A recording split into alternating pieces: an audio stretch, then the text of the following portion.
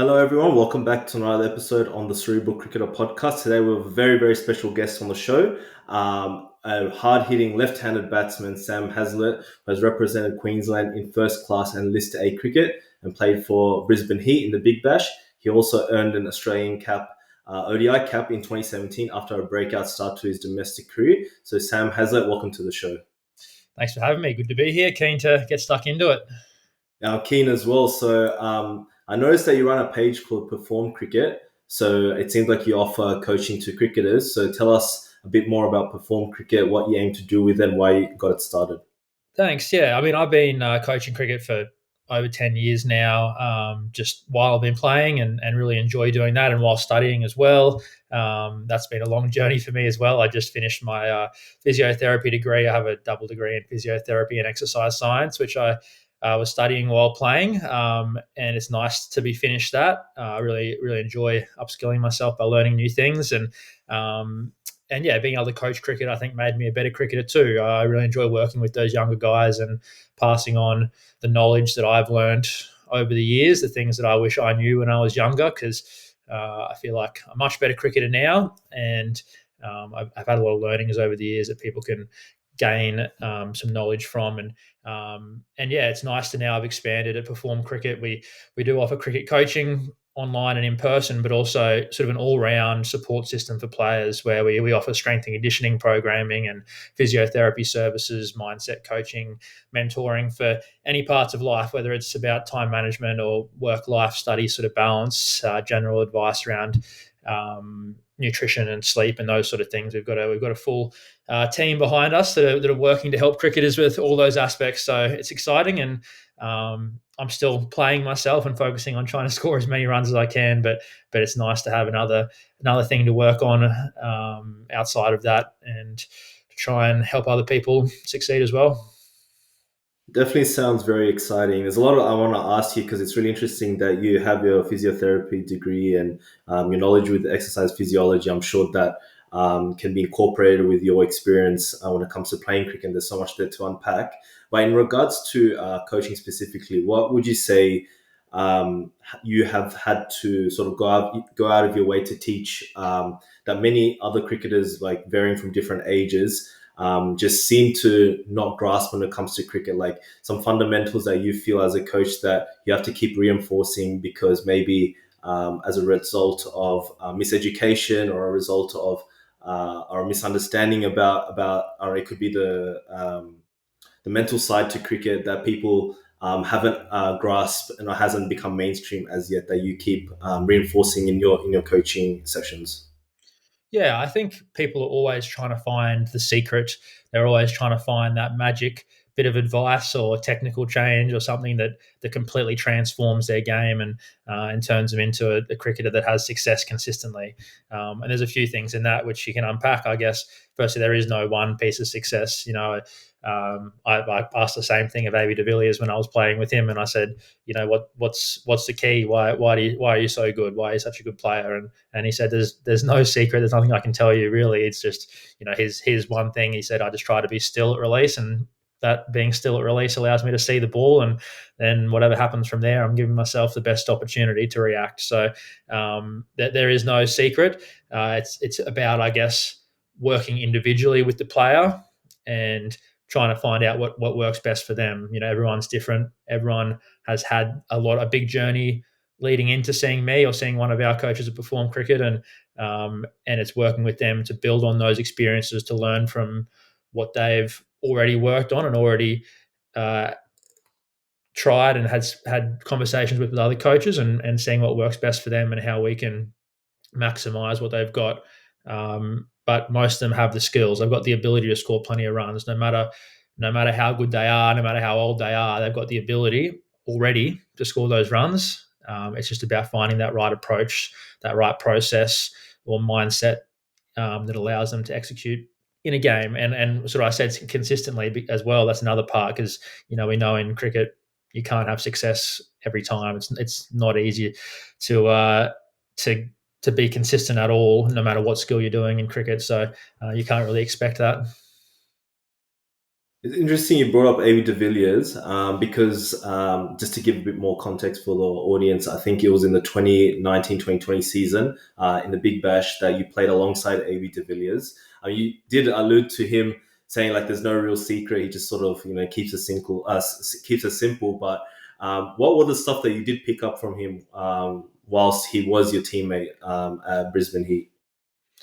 You just saw how relaxed he was, and I think that's what you get from a lot of good players. And I can see a lot of junior players coming through too. And I think this is he's going to be a good player or she's going to be a good player, is because you see that composure when they're batting. Some of them, some people, you just see it in the nets, but the ones you see that are able to maintain their composure and seem relaxed and calm in the middle while playing a game. That's really impressive because it's so hard to do in such a high pressure environment where one mistake can mean your day is done and you're out. So to see him train, prepare, and then also play out in the middle with such composure, such a relaxed and calm sort of mindset was very impressive. And I'm sure that's one of the keys to his success. I mean, I think that part of your game can come from confidence from previous success or whatever it might be, but just because you haven't achieved as much as AB de Villiers has doesn't mean you can't walk out there with the same sort of composure and calmness that he does. And would that incorporate that composure, the self belief? Like I assume naturally he has a lot of self, or maybe he's worked on it throughout the years, but that would be incorporated or inculcated into the composure that you're speaking of as well. Yeah, for sure, without a doubt. And I mean, he didn't score runs in every game that he played for us either, and he doesn't do that in every game that he's played in any team. But he would know that that's just part of the game, and if he goes out there with that same approach that he knows works for him, that he's going to more times than not get the result that he wants. And I think that's a common theme for a lot of cricketers I grew up with. The best cricketers I played with growing up that scored runs in junior cricket and that flowed through to the senior and professional level. Guys like Marnus Labuschagne and Matt Renshaw and those guys, they were so confident in their abilities. They had that unwavering self belief that was so strong from a young age. You could almost call it arrogance, and maybe at times that came across outwardly as not the best trait to have, but inwardly it was that self-belief and that confidence that allowed them to go out there and execute their skills as well as they possibly could. And I think all those guys over time learn to keep that more internal and come across outwardly as a much better person to be around and to play with. But that confidence and that sort of quiet arrogance within yourself is something that helps a lot of players succeed. Just out of curiosity, because you've mentioned some players and their natural self belief, or maybe it's not natural. So my question would be, the people that you did observe that had a lot of self belief, would you credit that to nature or nurture? Like, was it something you just felt like they just had it to be unexplainable how they have it? It might not necessarily be as a result of nurture or the way that maybe they were brought up. And how do you kind of build up that self belief? Yeah, I think lots of them it was natural. They were, well, whether they were born with it or it was just ingrained from a very young age. Potentially they weren't born with it as such. It might have just been their parents and how they were brought up in their first 5 or 10 years of life. And I met them after that, and it was already clear that they were exuding that confidence and self belief. So it's hard to say exactly where it came from, but it can definitely be something that you can work on uh, and develop over time, even if it doesn't feel natural.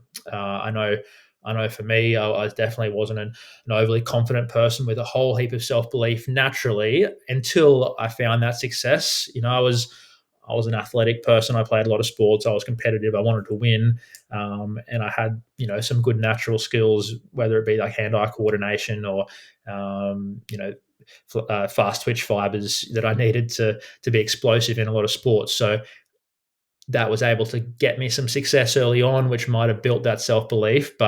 Um, but there was many times too where that didn't hold strong. If I had tough periods where I struggled to score runs or seasons where I wasn't going as I wanted to, some that self belief definitely fell away pretty quickly and didn't feel as natural. So that was something that I had to develop over time. And now I think as a more experienced player, I've learned to be a lot more level with that, and not ride the highs and lows too low, to stay consistent um, and and level with that self belief, I guess. What's interesting, because when I was watching, your highlights and the innings that you've put up on in Big Bash or List A cricket, etc. The way you bat, there's a lot of aggression, there's a lot of flair. It feels like you're expressing yourself. So it's really interesting that you're saying that, because when someone watches someone bat like that, usually they'll just assume that they always have that self belief, right? Otherwise, it's like how can you just bat like that, if that makes sense? Other than having that self belief naturally. So it's interesting that you're saying that at times that maybe you didn't feel like you're at your best, maybe that self belief went down. So in those situations, what did you do, or what processes can someone put in place in order to ensure that, hey, my confidence or my self belief is not reliant on the output or the results? Like, what can someone put in place in order to ensure that that's not the case? Yeah, I think I talk about trying to draw on multiple sources of confidence. Not everything is going to go to plan. You're not going to have exactly the preparation or lead up to a game that you want, but think about all the different sources of confidence you can draw from it. It might be the fact that you have slept well the night before and your opposition might not have, so you can draw confidence from that, or that you're well fueled or well hydrated, that you're confident in your equipment. You like the bat you use, it feels good in your hand, it's got a nice middle when you middle it. You've got a good coach, you can trust the advice they've given you, that you've done the work, that you've hit plenty of balls. Whatever it might be, there's so many different sources of confidence that you can draw upon. They're not all going to be present at any one time, but drawing on those sort of sources of confidence. It's funny for me.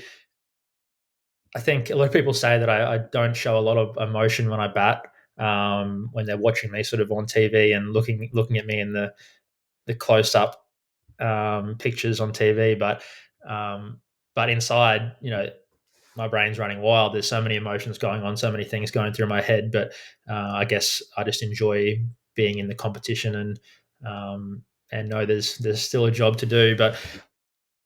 And in terms of being that aggressive player, I think in white ball cricket that was always what led me to have the most success. When I opened the batting and I went out there and I just tried to put pressure on the bowlers early on. When I maybe took some slight risks and calculated risks that I might have planned for a little bit. I might have watched a little bit of footage and had a plan of where I was looking to score my runs, or what options I was looking to take, or risks I was looking to take.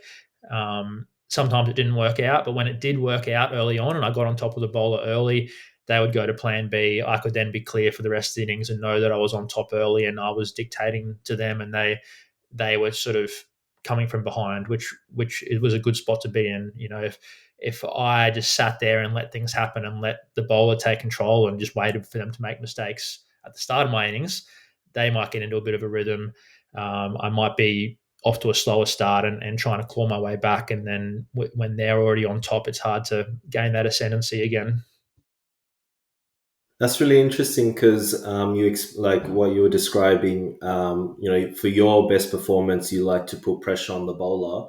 So is that something that you feel? Because when I'm looking at your earlier scorecards from when you were 17 and 18, it seems like you always had that natural stroke play, that aggression, especially in the earlier innings. So is that something you sort of recognized early in your career, or is that something that you actively try to implement maybe towards the middle, or towards even nowadays, like that's what you actively try to do?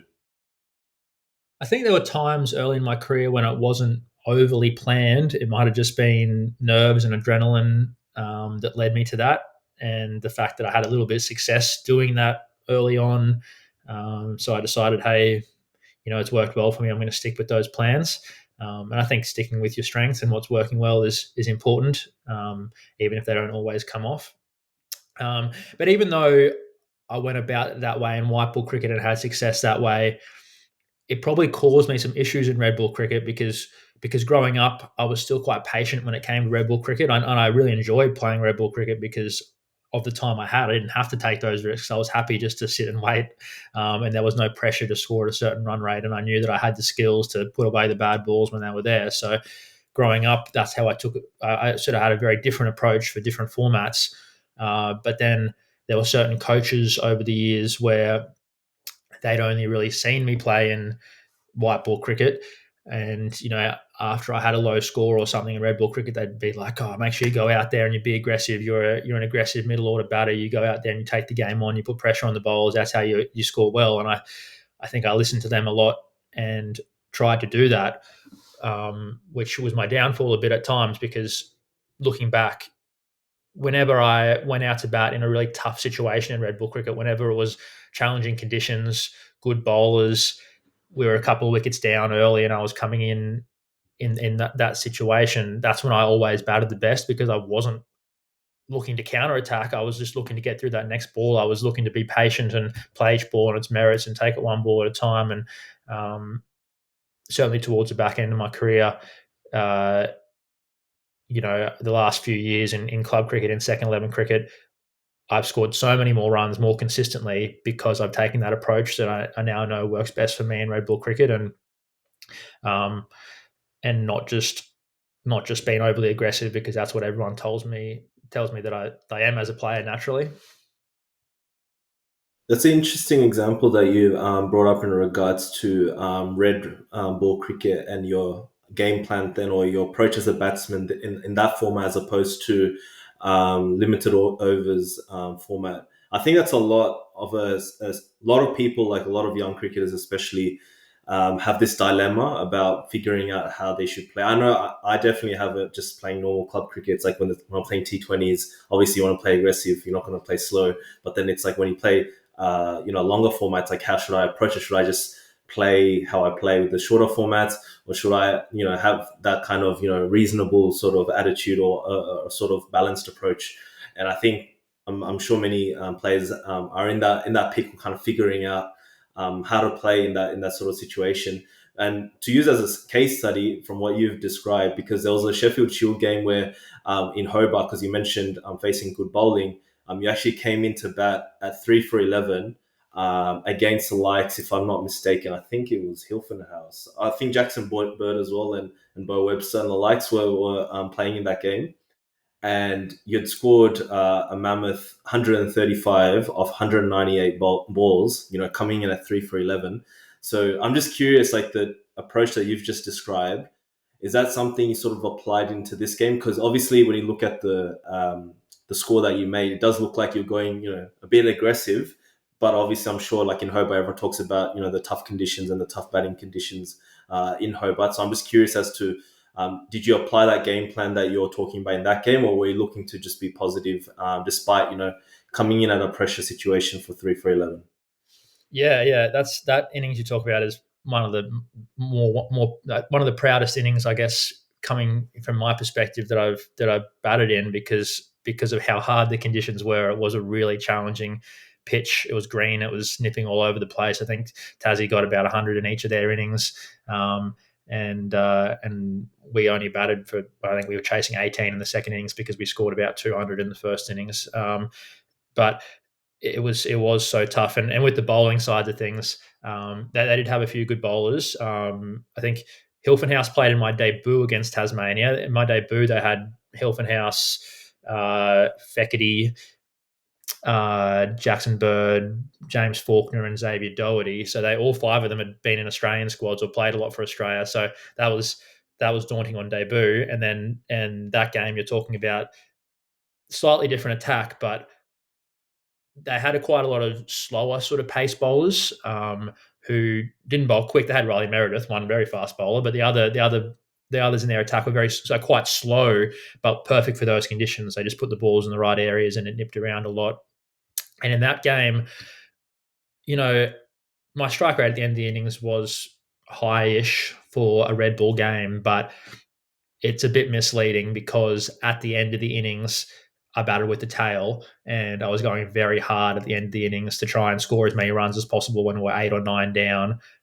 So I think my strike rate increased drastically at that stage. I think it would have been still fairly low for the vast majority of the innings until I started trying to, until I got to about 100, or even before that when we were 8 or 9 down and trying to slog a few runs at the end.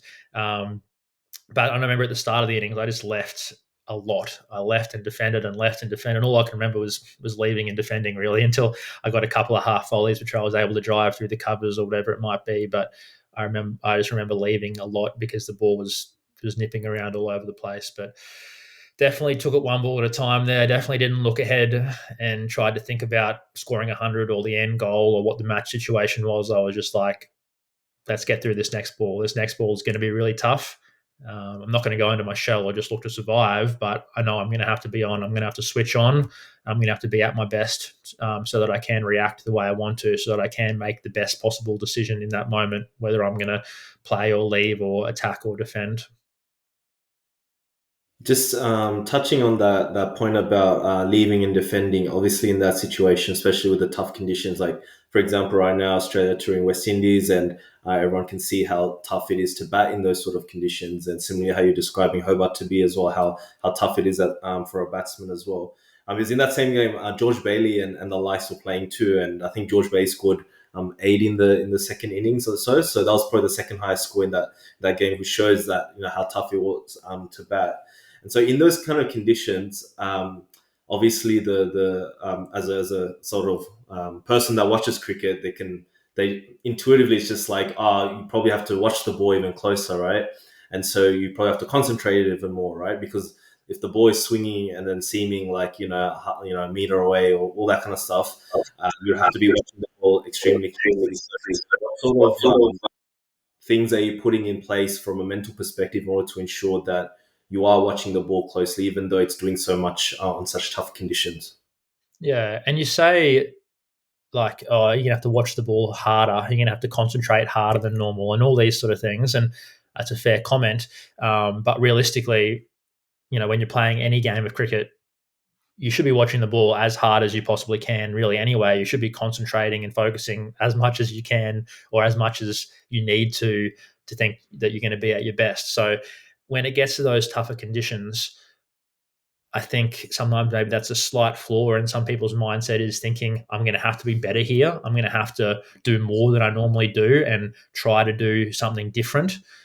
When in fact, any game they go and play in, anytime anyone goes out to bat, they know that it's not easy. They know they're going to have to focus hard and concentrate and watch the ball hard. So they don't have to do it more in those tough situations. They just have to go out there and try and do it again, try and do it the same way they always try and do it. And sometimes it'll come off and sometimes it won't. So that's one for me, is don't feel like you have to do more. If you're trying harder, if you're trying harder to do those things, then you're probably putting yourself uh, doing a disadvantage to yourself anyway, making it harder for yourself because you're maybe trying to control too many variables. You're consciously thinking about too many things and trying to do things instead of just letting that subconscious take over and doing what you normally do, doing what you do at training, what you've trained for. So that's what I would say about those things. And yeah, watching Australia at the moment, guys, in tough conditions, I feel for those top order batters who are doing it tough at the moment and under a lot of scrutiny, because it's tough batting in the top three. The cricket balls in world cricket at the moment are challenging. There's a bit more lacquer on the kookaburras, a bit slightly bigger seam. Some of the pitches are challenging. So that top three position is really tough to bat in. And I think most of the teams around the world, we're seeing more runs scored from the middle order because of that. Probably the highest run scorers for Australia have been Steve Smith and Travis Head over a long period of time, batting at 4 and 5. And then, recently Bo Webster and Alex Carey at 6 and 7. You go to England and their top run scorers recently have been Harry Brook and Joe Root at 4 and 5. And their wicketkeeper coming in later down the order too lately has been doing really well. And, India, you see guys like what's the keeper's name? Yeah, Rishabh Pant. Yeah, he's doing really well, and Shubman Gill. So more in that 4-5 position again. Jaiswal has been very good for them opening the batting, to be fair. So he's sort of an outlier on that list, but it's tough being in the top three. So I think people have slightly too high of expectations at times, but that's their job. They're there to score runs. So if they don't, they're going to be under scrutiny, which is fair enough. And you mentioned Travis Head. I remember looking at some scorecard from like your age group carnival. I think it was under 19s from memory, and you played against him. So were you aware of him back then? Like, was he playing a similar flamboyant way that he plays now? Yeah, yeah. That carnival was a strange one. He's a couple of years older than me, so that was my first year of under 19s for Queensland, where I was actually 2 years young. So I played 3 years of under 19s for Queensland. That first year, completely unexpected. I just played Queensland 17s and captained the 17 side. And then straight after that, they said, "Oh, by the way, you're going to play in the 19s carnival," despite not having been in the squad or training with the squad leading up to it. And I was playing with these guys that I didn't know. I sort of knew of, but hadn't played with or known before. And they were, guys like Ben McDermott, Billy Stanlake, Jack Wildermuth. The team was, Marnus was there, and a lot of like nearly that whole squad played for Queensland and played, youth for Australia and stuff like that. And it was quite daunting to play with. So that was a strange experience for me. But I remember coming up against South Australia and Travis Head being in their squad and people saying how good he was and how, he was the next big thing. And the raps he had on him back then were huge. And I think that carnival was in South Australia, and we played against them. And then I'm pretty sure a couple of days later, we went to a Big Bash game at Adelaide Oval, uh, and Travis Head played and made his debut for the Adelaide Strikers while we were down there playing the 19s Carnival. So he went straight from playing for South Australia 19s um, to playing Big Bash for them while we were down there, which was pretty crazy for someone of his age. And you yourself have played alongside many players like Matt Renshaw and like Marnus Labuschagne. So how's that experience? Because I'm looking at summer 2012, 2013 as well, where you mentioned about like how you also played the under 17, under 19 carnival. But I think in the under 17 as well, you'd scored 95 runs against Matt, alongside Matt Renshaw, and as well against New South Wales, you scored 80 runs. So how's that experience playing alongside such domestic players and players like Matt Renshaw that have also played for Australia? Yeah, yeah. I grew up playing with Marnus since we were 13, 14 years old. In For Redlands, we play club cricket together still. So back playing, yeah, under 15s, under 16s, Taverners cricket for Redlands, and lower grade cricket all the way through. We sort of were there and thereabouts playing the same grade. I might go up to second grade before him, or he might go up to fourth grade before me, and we were sort of back and forth up the grades.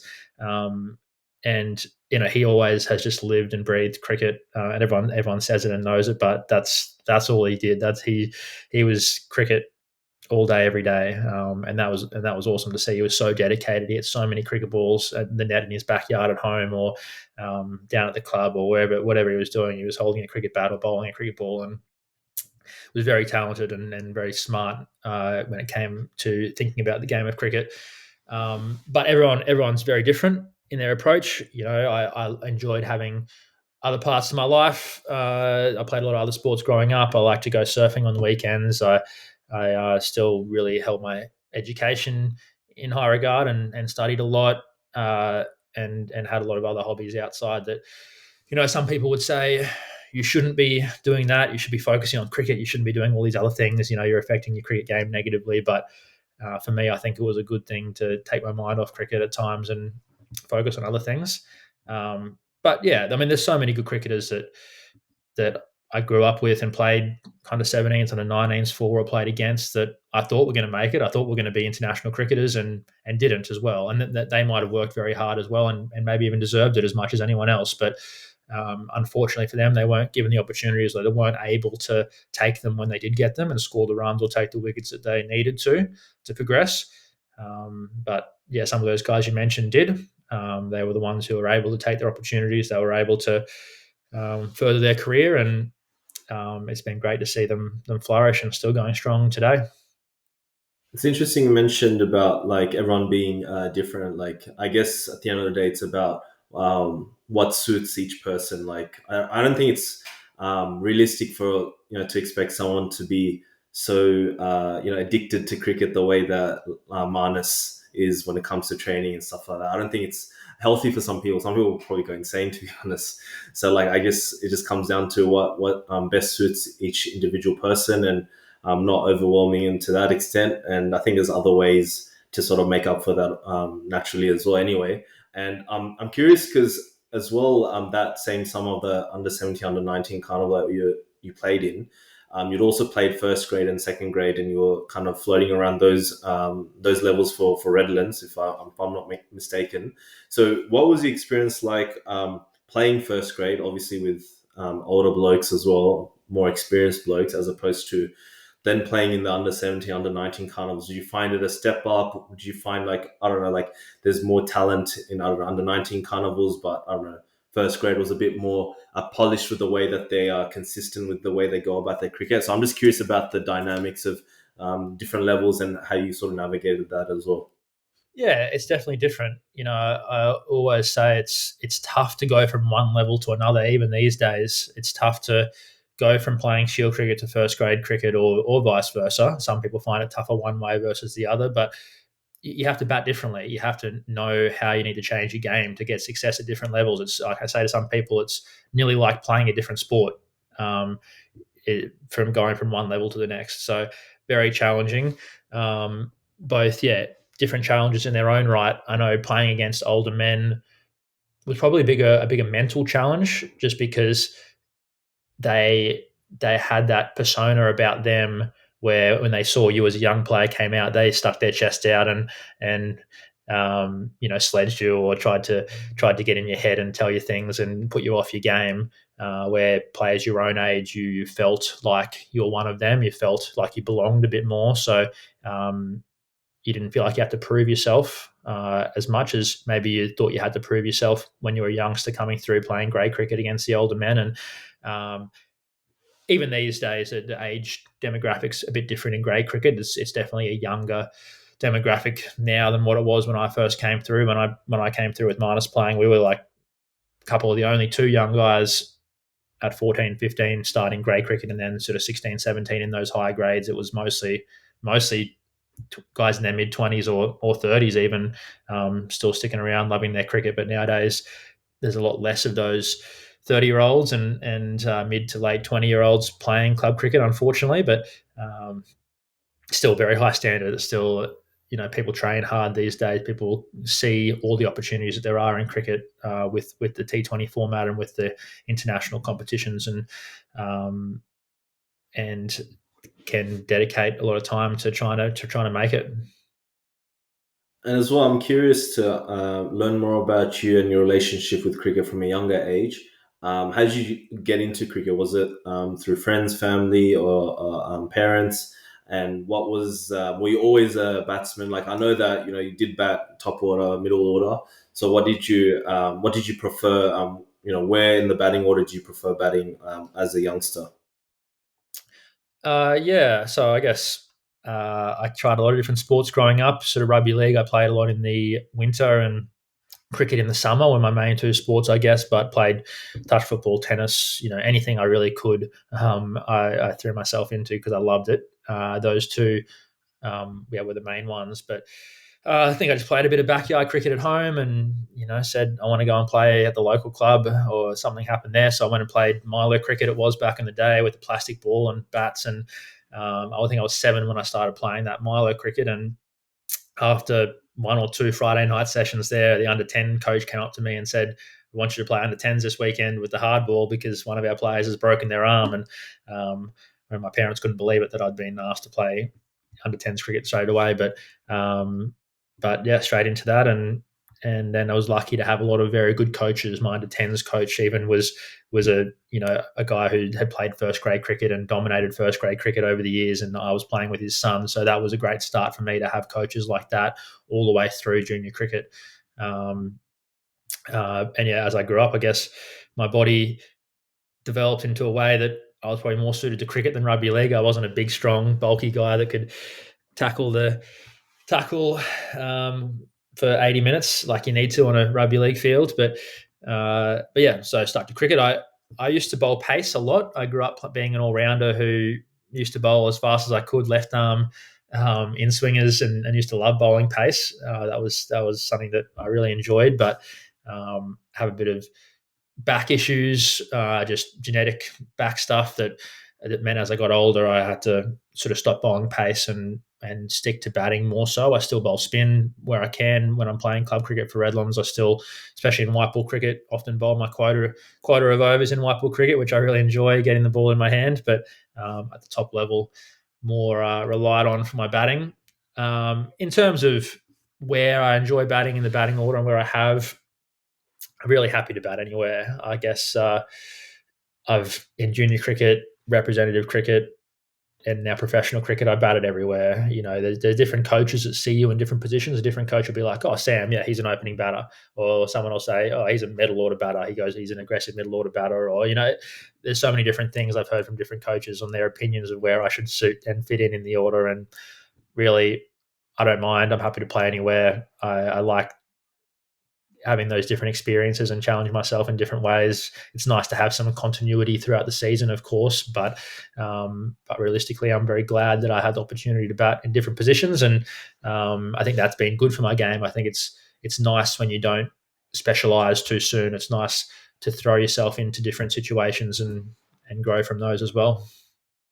You mentioned a coach that you had whilst you were a youngster, and he played first grade, and you're playing alongside his son as well. What sort of coaching did you receive at that age? Was it more geared towards technique? Was it more mental? Like, I'm just curious at that age, what sort of coaching you were receiving, and what sort of learnings you took away from that level Yeah. of coaching as well. I don't remember it heaps. I don't have the best cricket memory, actually. It was nice that you were to send through a few of those scorecards that you were thinking about talking about today, because I looked back on the scorecards and I was like, oh, that's right. That's who I played against in those games. And that's the runs I scored. And it sort of brought back some memories because people ask me about my cricket all the time in different games and they know more than I do. They remember it better than I do. I put it in the past and don't really think about it too much at times.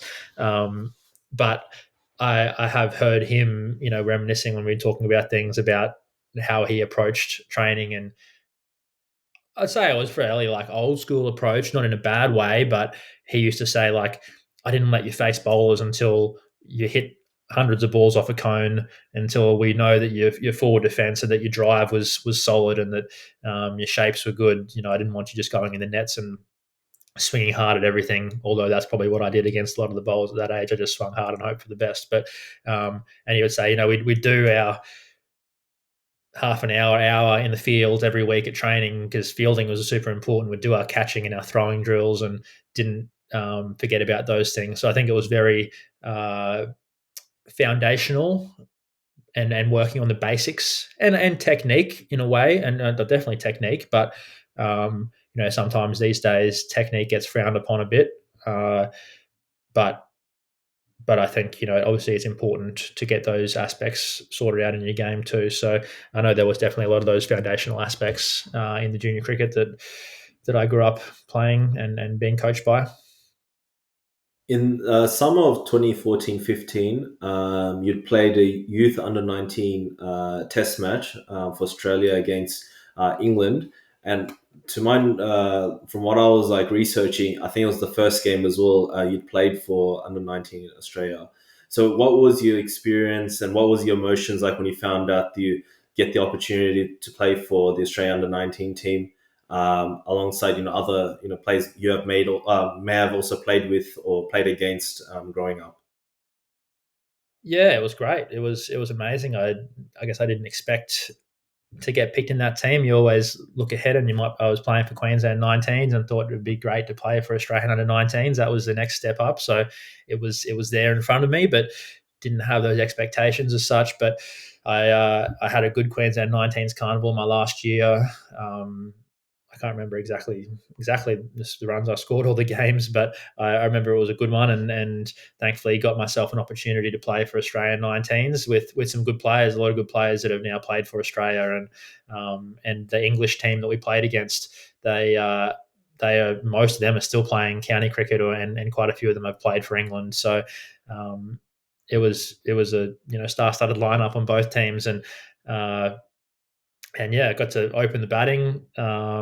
I opened the batting at the Wacker in that Red Bull game against England 19s, and Saqib Mahmood from England, who's played a fair bit of international cricket for them now, was opening the bowling, and I remember I top edged a lot of pull shots off him. I think playing at the Wacker, everyone says it's the bounce that you're just not used to, that pace and bounce you just don't get used to anywhere else. And even now, whenever I go, like the last few years, even when I've been over to the Wacker or played anywhere, I mean, most places in Perth, it's the same. It's going to be fast and bouncy, but you're just not used to accounting for that in the moment, and you still miss a lot of pull shots or top edge a lot of pull shots. But I top edged a lot early in my innings, which a couple of them went over the keeper's head for four, and fortunately didn't get out because of that. And from then on, once you get the feel, the pace, and the bounce, it's a great place to bat. You get so much reward for your shots. You get it through the infield, and it just races along the outfield, and it's hard to chase down as a fielder.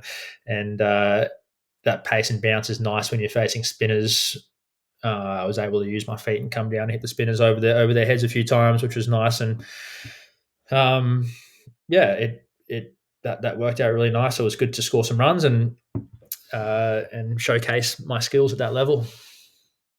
I don't know. This is a working theory from my end, but I know in Sheffield Shield debut you scored 100 as well. So if this was your under 19 debut, you scored 160. Is there a thing where you feel like you're mentally more locked in if you're on your debut?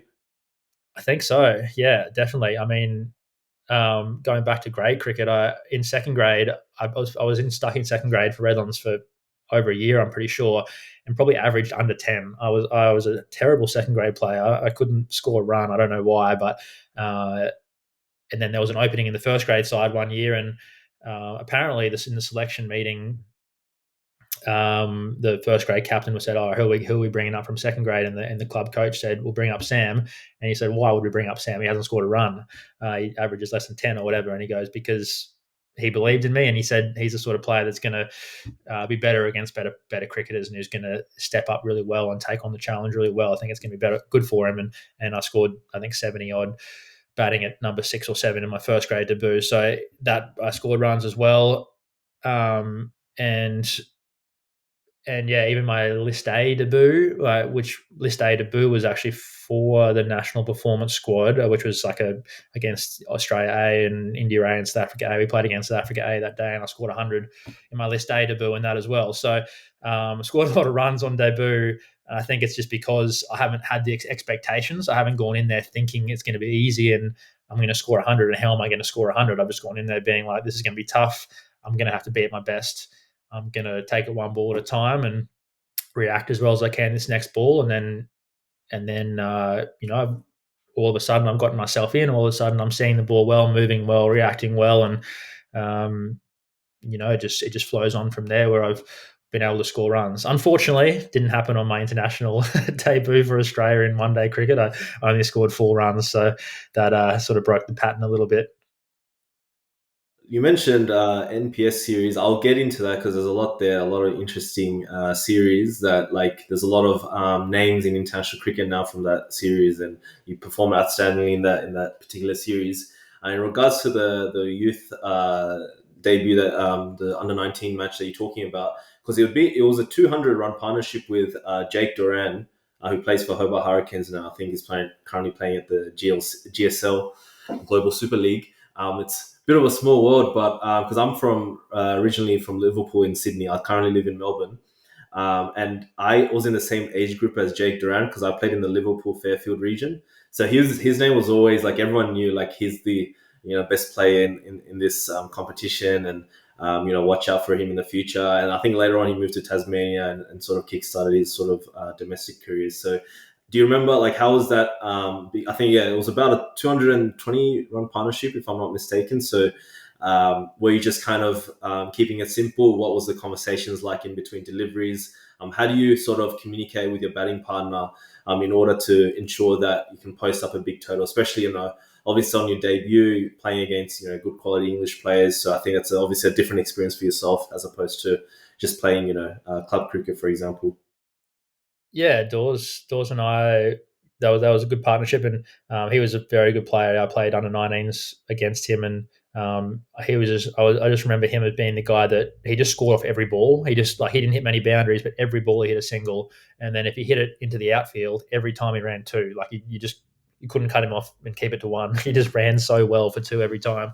But I think Dawes is quite a quiet bloke like I am. We both sort of weren't overly outgoing and talkative. So I can't remember too much from that innings in particular, but I assume there wasn't a whole lot of chat going on between overs or balls. It might have just been talking about just down to business, just the cricket side of things. What the bowler was looking to do, if there was any movement in the air or off the wicket, what our plans were. What targets we might have been looking to get to, or how far away from lunch we were. Those sort of things. I think it would have been pretty basic, pretty important stuff.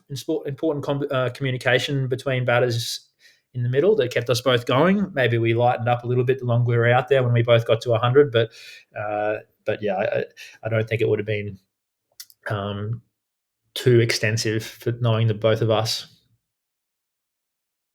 And I wanted to also touch on. I know that you've made your Big Bash debut and your Sheffield Shield debut by the time you're playing that triangular A team one day series. But I wanted to touch on that since you mentioned that in your first game, so you played South Africa, and South Africa at that time had Reza Hendricks, David Miller, Dane Patterson, Dwayne Pretorius. So all these players, Sisanda Magala, so they all played for South Africa basically. So did you go into that series knowing that you had a lot of experience behind your back because you made your Big Bash debut and your Sheffield Shield debut by then? And what was your sort of approach or game plan in that particular series, especially in the first game where you'd scored, if I'm not mistaken, 101 off 87 balls, which is mammoth total. And I think you'd beaten an NPS 1 by 17 runs, which is obviously a big achievement considering Australia A is playing and you're playing India A, etc. Yeah, it was unexpected for us to win a couple of those games in that series and do so well. We had a good team. We had Hilton Cartwright and Matt Short and a whole bunch of guys who have gone on to play international cricket now, which is cool. But everything came together nicely for me. It was the start of the summer. We'd had a nice build up over the off season. All of us training together in that national performance squad in Brisbane, which was good for me. But as a group, and I think that heavy training schedule worked really well for me.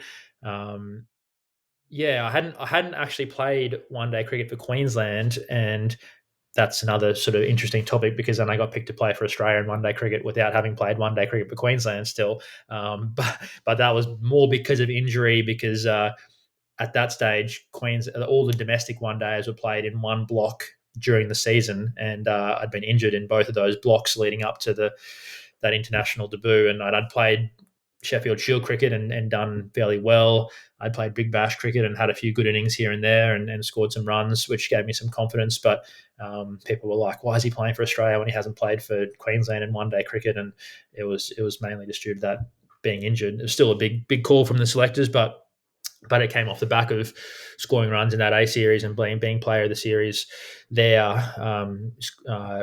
which was nice. But I started well. I took the game on and was pretty aggressive despite losing wickets. If I'd gotten out, I think the first game we were 2 for not many, and I still went hard. I still was walking at bowls and hitting them over the top and taking the game on, which if I'd gotten out would have looked pretty poor and wouldn't have been great in the eyes of our coaches, I'm sure, and I might have been dropped. But thankfully it worked out. I backed my skills. I didn't worry too much about the specific game situation. It was more batting to the conditions and batting to the bowlers that I was facing and trying to pick my matchups and be smart about the risks that I took. And it worked out really well for me. And then, for the rest of that series, it was just confidence. I just followed on from there and, maybe we were batting on good wickets as well, which might have helped. I can't remember too much, but that was nice. I think just played with a bit of freedom. Didn't have being the underdogs, being an unknown player. We didn't have the expectations on us as much, and maybe the opposition teams just thought we'd be a walkover. Maybe they thought it would be an easy win for them, seeing as though we weren't international cricketers like all the other teams. So that might have played into our favour as well. Think in hindsight, the team that the NPS team, they had some really good players because all of them, like for example, Matt Shaw, you're talking about Sam Harper, Hilton Cartwright, they've all played domestic, or they're still currently playing domestic cricket as well. Michael Nisa, Sean Abbott, so it's a good team. But I guess at that time, they weren't as relatively known as they are now. But in the second game as well, that same team had beaten Australia A, which is a huge achievement against the likes of Curtis Patterson, Stoinis, Chris Lynn, Hanscom, so Maxwell as well, Bancroft, so some big names as well. So, what was the experience like, getting that victory and against such a strong Australia A team? Yeah, that we were definitely the underdogs in that one, and I think those guys came out expecting to make light work of us too. I definitely scored a bit slower in that game. Maybe it was because I knew who I was playing against. Maybe I saw those guys in the opposition and thought, gee, this is going to be tough. I'm playing against all these guys that I've looked up to um, and are on the brink of playing for Australia. And maybe I let that get to me a little bit instead of just seeing the ball. Because I know when I was playing against South Africa A or India A in those games, I didn't know who I was playing against really. I didn't, go into it worrying about seeing them have a lot of success leading into it. Even though they were very good players, I probably didn't watch a whole lot of their domestic cricket or international games that they've been playing in, um, and so didn't have those nerves in that regard as much. But playing against Australia, there were some big names, but Hilton Cartwright did the job for us that game and scored some runs and got us over the line. Um, but yeah, for me personally, you're not going to be the one to score the runs every game. You're not going to be able to go out there and win the game for your team all the time. Someone else is going to at times, and we were able to enjoy Hilton's success that day. And in the third game as well, it didn't look like you had any nerves in that sense that you're describing now against Australia, where you scored 60 of 74 versus India A, which is like stacked with a lot of IPL stars. So the likes of Karun Nair, who's currently playing in England, number three batsman for India. Shreyas Iyer, in all formats basically, except for Test cricket. Manish Pandey's played for India as well. Sanju Samson, superstar in IPL. Hardik Pandya, obviously a superstar. Yuvi Chahal, I think Akshar Patel as well, if I'm not mistaken. So a lot of big names from India. So did you know those names at that time, or were you just kind of playing your own game, not focused too much on the stardom per se? I don't think I did. I looked at the scorecard today again and actually was like, wow, those guys actually played in that game. I couldn't remember it at all. I couldn't remember that they played, and that's very cool that I played against them and scored some runs. But it was definitely a star-studded lineup, and yeah, I was able to build off some previous performances, and I think I probably just had a very similar approach, and it was an approach that worked well for me. I was able to be like, oh, it worked before, so I'm going to go about it that same way again, and it worked again. Obviously, wasn't scoring it way above a runner ball strike rate or anything, so I wasn't being ridiculously reckless. But I just found an approach that worked best for me, and I stuck with it, and I got success from it. I wasn't chopping and changing and trying to search for something. I just did what I thought was going to work because it had worked before. So maybe too, all the games are in a similar venue with similar conditions, which is nice. That same approach sometimes doesn't always work in different conditions. You might have to adapt the way you go about things in different conditions, but in the same conditions, I knew what I had to do and just went about it the same way, and it worked for me. And was it about putting pressure back on the bowlers as well? Did you keep that mantra, especially in that series where you wanted to, be positive and be a bit more aggressive and put pressure back on the bowlers?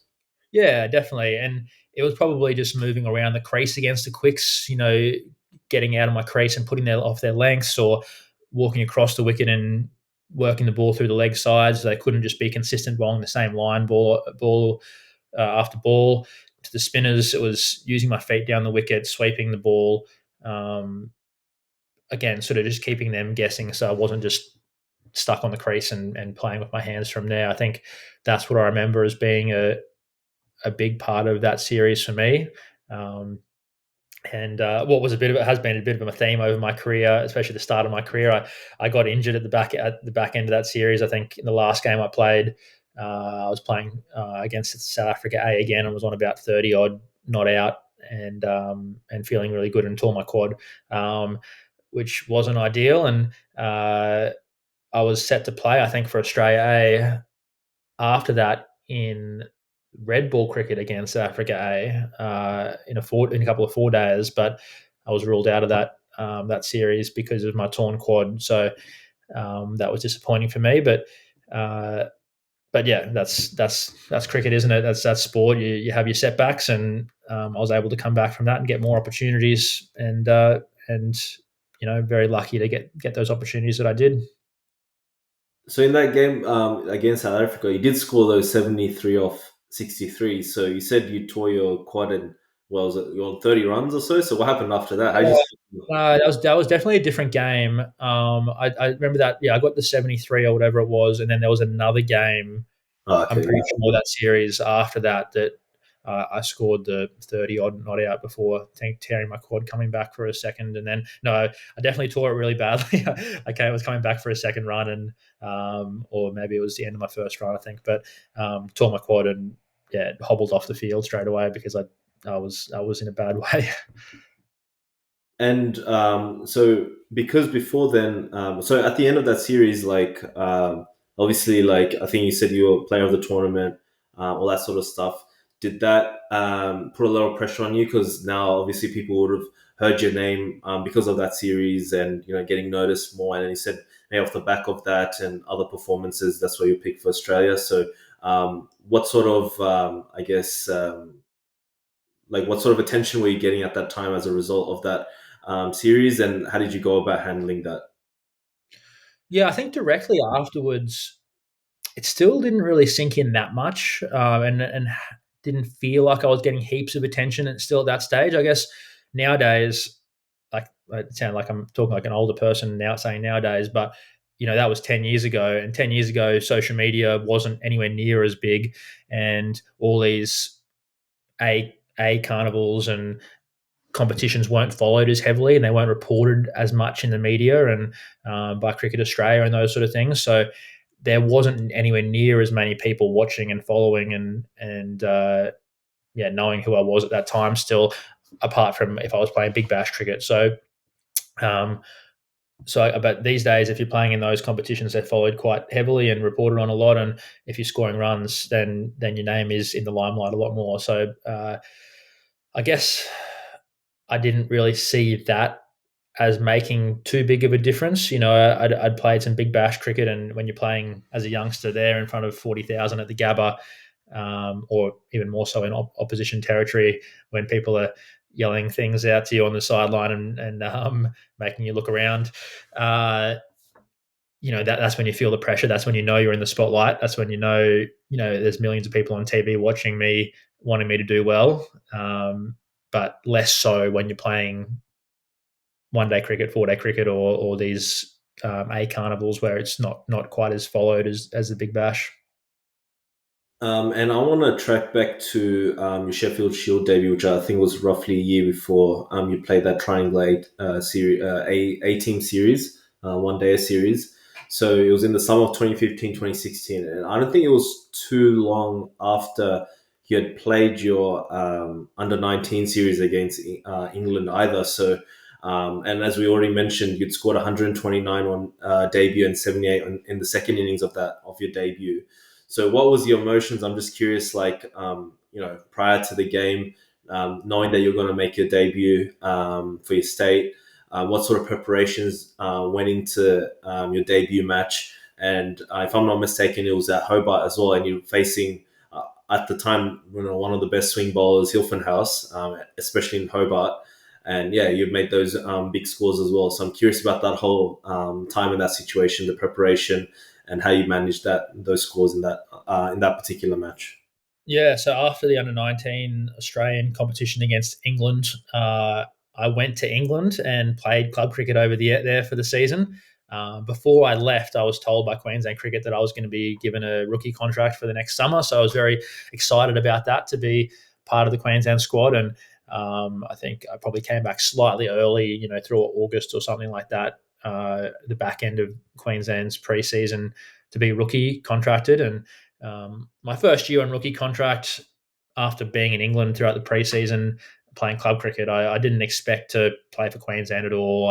I didn't play the one days at the start of the season, and then didn't play the first Shield game of the year. Didn't expect to. I was just a rookie. I was just trying to learn off everyone else and train hard and fit into the squad and find my way. And then I got a call saying, "All right, you're playing the second Shield game." I don't know if there was an injury or someone got picked to play for Australia, whatever it might be, but you're in. You're batting number 3, and yeah, there's like all international attack pretty much for Tasmania, all guys who have been into international squads. So yeah, it was a bit daunting. I definitely remember that. And like I said, I didn't expect to score 100. I didn't go out there with a plan of scoring 100. It was just one ball at a time. It was like, I think I inside edged one, had like a French cut for 4 or for 1 early on against Jackson Bird that could have easily hit the wicket if I got a little bit more, a little bit less of an edge on it. And but from there, I know I batted well and left well, waited for the bad balls. I think most of my runs were just cover drives, straight drives, and pull shots. If they bowled a half volley, I drove it. If they bowled it short, I pulled it, and anything in between, I just left and defended well.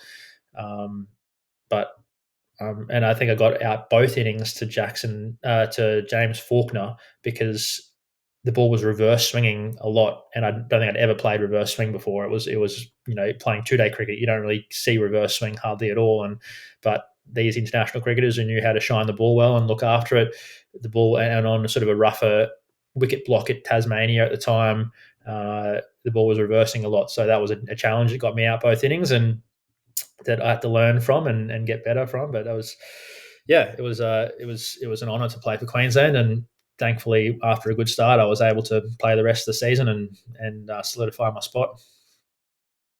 I'm just curious, would you be able to explain, I guess, the mechanics of reverse swing as because you described that you hadn't played much yet, someone bowling reverse swing at that point in your career as well. What was it about the reverse swing that made it so difficult to come up against? Because I know obviously it depends on the shine on the ball and the sort of the movement that it gets. It looks like a traditional swing also would be like a outswinger, but then it would kind of come in swing as well. So can you just break that down and why it was so difficult at that point in your career?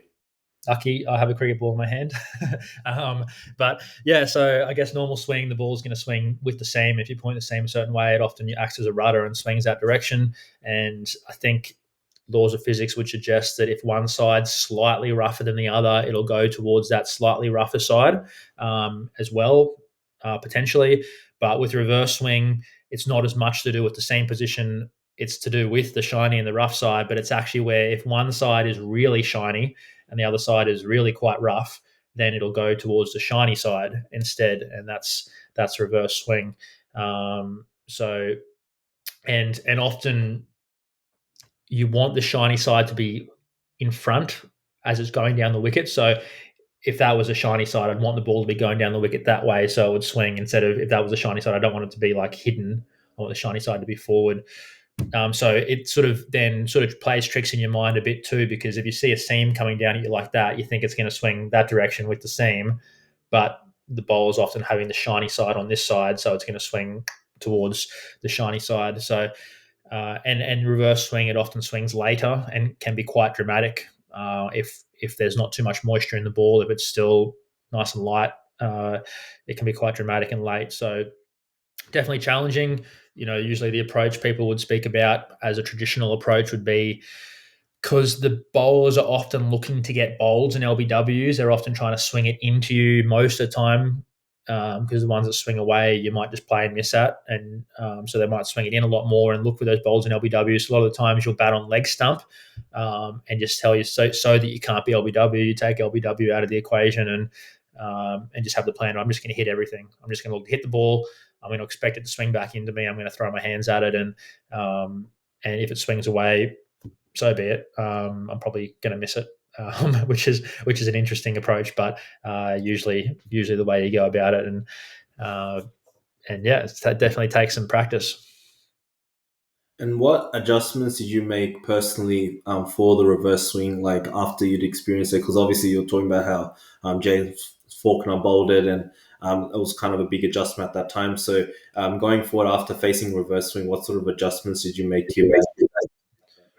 Yeah, it's just practicing against it. I think it's just getting that experience, getting a coach to get a brand new ball and or lightly used ball and rough up one side illegally at training and make sure the other side's really shiny and just practice that approach. Practice telling yourself, I'm not leaving the ball. I'm going to hit every ball. I'm going to bat on leg stump and hit every ball because one of those innings on my debut, I did leave it and it just clipped off stump because the ball started so wide outside off and he's a bowler, a left arm bowler that normally swings it away from me as well.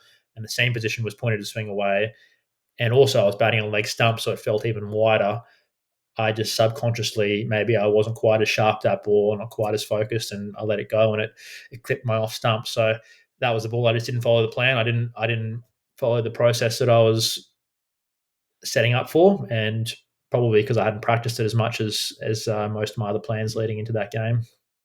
What's interesting is that you're talking about the direction of the seam, because obviously if it's point towards or away from you as a left-handed batsman, you're expecting it to sort of go away in the case of normal swing, conventional swing.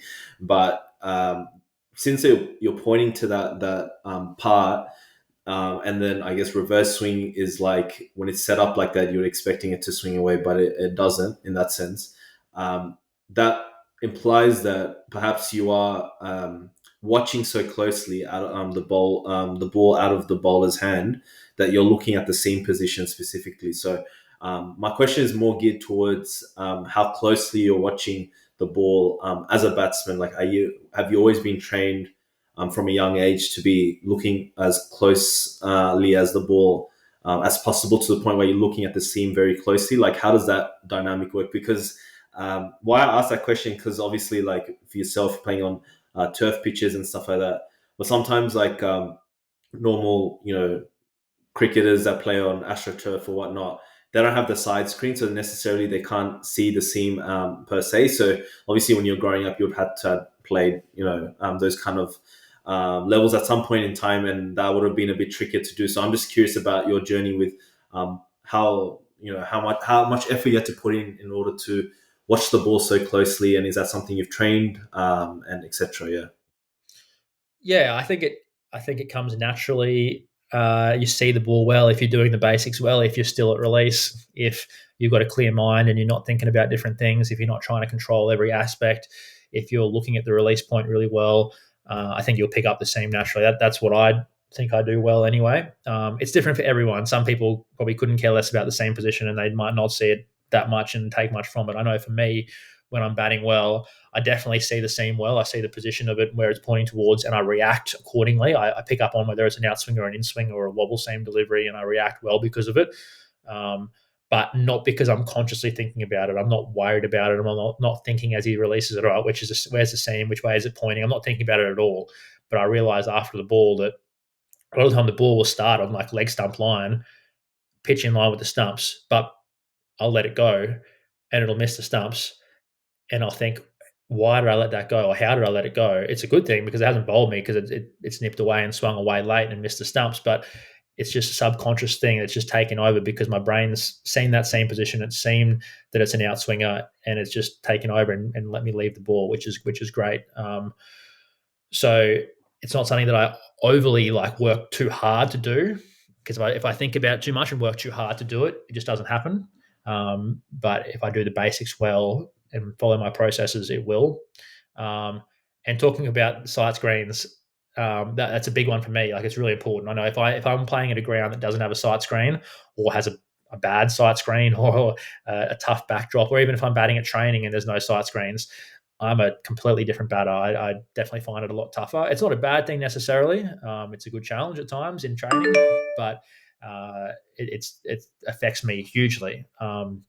As opposed to when I can see the release point really well and see the ball out of a really nice side screen. I love it. It's really nice. But some people they don't care. Some batters have different cues they pick up on. and it's not the same position or whatever that they go off as much, and they bat really well at training with no side screens. The side screen in a game, how good it is, how close it is, how big it is, doesn't affect them at all. And so everyone's different, but that's me.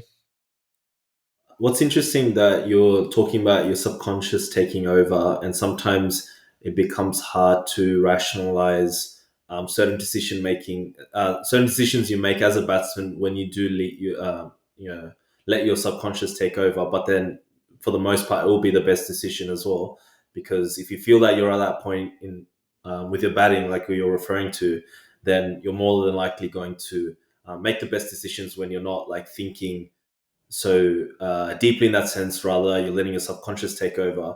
So I'm just curious, like, because why I'm asking this question is because you mentioned when we talked about your approach in first class cricket as opposed to limited overs, where in limited overs you're a bit more aggressive, and first class you felt like your best was probably when you were sort of leaving and blocking well, etc. And since we're talking about the subconscious, like, did you feel like at times you've had to go against your instincts? So, like, for example, in first class cricket, you might have these urges or these impulses, or maybe it is a subconscious. I don't know what sort of how to label it as such, but moments where you're like, okay, I really want to, smash this ball out of the park or whatever, and then you sort of feel like, no, this is, I don't know, this is Test cricket, or this is long format cricket. I have to knuckle down, and later on I'll get the rewards, because maybe right now it's snipping around a little bit and later it's going to get a little flat. Does that make sense? Like, I'm just curious, like, did you feel like you've had to go against your instincts in certain situations, and that was the best call? Because a lot of people talk about, like, nowadays, I think people are like, oh no, 100%, like, Basball era, trust your instincts, 100%, just go for it. I remember I was watching an interview actually. I think it was Joe Root and Straw Broad. They were talking about, like, Joe Root wanted to play the ramp, I think first ball in one of the test matches they were playing, and Broad was like, if you thought it, you have to do it, kind of thing. So I think that Basball approach is more like, just trust your instincts, don't think twice. But then sometimes for other people might be like, they might have certain impulses, like wanting to be aggressive, wanting to slog, but then they're like, no, this is the best action to take in this point in time is to reel it in a little bit. So I'm just curious if you've had those sort of tussles in your time as well.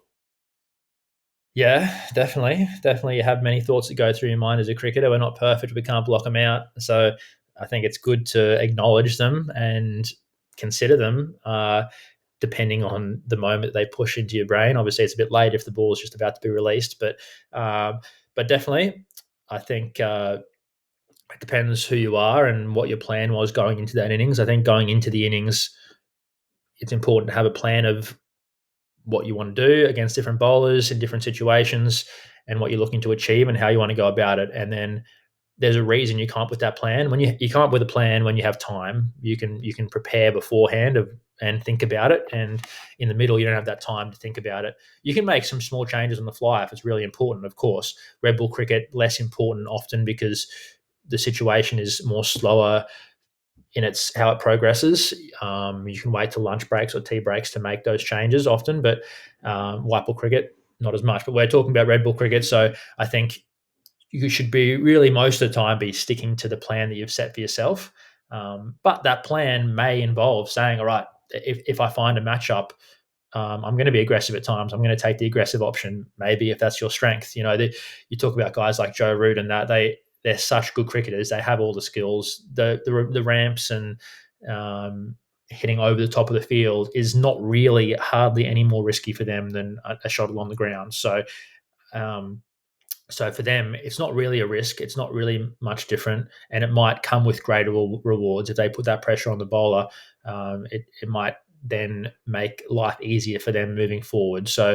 Uh, so it's not necessarily a high risk, poor option, but it might look bad. The only real downfall that you're probably going to get from it is if you get out, it's going to look bad. But you could have easily gotten out that ball, nicking a one that you're going to block. So it looks worse, but is it actually worse in the end? Maybe not. But yeah, for some players, if they think they've finished facing the ball, they're walking off to the side of the pitch, they're considering their options moving forward, they might think, I reckon this ball I should run at the bowler and hit it back over their head. They might have good reasons for thinking that, and it might be a good option for them. So sometimes it's good to go with your instincts, but other times you need to think: was that part of my plan at the start of the day or at lunch? Was that my plan that I'd come up with, or did I tell myself I was going to be really clear and just see the ball and react and not premeditate at all? So that's something to consider, I think. So, with that kind of thought that you've talked about when it comes to planning, so with your game plan, is it consisting more a lot about studying the bowlers you're going to face that day and planning accordingly and going through a lot of footage and analyzing bowls to that degree in order to come up with that game plan? I have done that a lot. There's been plenty of innings and games where I have done that and it's been successful. Sometimes it hasn't been. And there's been plenty of matches that I haven't done any homework or specific planning against specific bowlers and I've been successful too. So, again, there's no right and wrong. Different players can go about it different ways. There's certain coaches that I've had over the years, and the coach has been like, you have to go through the footage. You have to have plans for each bowler. I want you to show me your plans and talk through your plans and all these sort of things. And other coaches that have been like, hey, the footage is there if you want it. If you don't want to look at it, I don't mind. If you face those bowlers before or you're not worried about anyone in particular, don't worry about it. And I think that's, neither approach is wrong either from a coach's point of view, but I can't say which is better or not. I think if I was facing bowlers which I knew were going to be different, like facing someone like Sunil Narayan or Rashid Khan or Lasith Malinga, who had different releases, and I really wanted to see their release point and watch their release point on footage or look at the field placements that they had often come up with in previous games or looked at how batters who had success against them in the past had gone about it and where they'd scored their runs. I think that was often a good approach. But if you had a stock standard bowler who was bowling normal right arm seam up over the wicket, might be a very good bowler, but if they were quite conventional with their technique and their plans, I might not look into it as much. It's interesting you brought up Malinga and Rashid Khan, who you've both faced. So I might actually jump right into that since we're on that topic. Because, for example, again, you're playing for the PM's 11 versus Sri Lanka, and you faced the likes of Lasith Malinga and scored 50 out of 37. So, leading into that particular game, what was your strategy facing Lasith Malinga? Yeah, that was one I thought about a fair bit. More worried about probably, which isn't necessarily a bad thing. But was thinking about, gee, how's it going to be facing Malinga? He had such a big name for himself at that stage. It was later in his career; he'd already achieved it all. So it was a bit daunting. And I'd talked to a few people who had faced him before, and it was like, what's it like?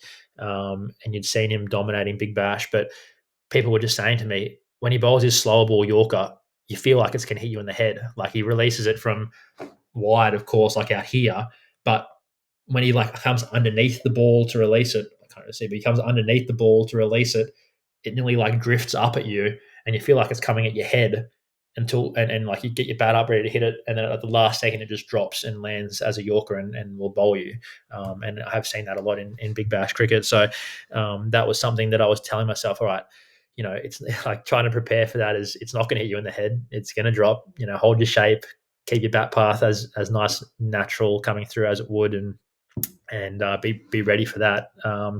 So and I think that game we were two for not many at one stage early on, two for not many, and then three for a little bit more, but still not in a great commanding position in a T20. But it was nice to be able to get some success against Malinga and perform in that game. That was one that I was really happy with, scoring the 50 in that T20 against a good outfit when I hadn't had as much consistency and success in T20 cricket leading up to that point. And as well, you'd face Rashid Khan in the Big Bash.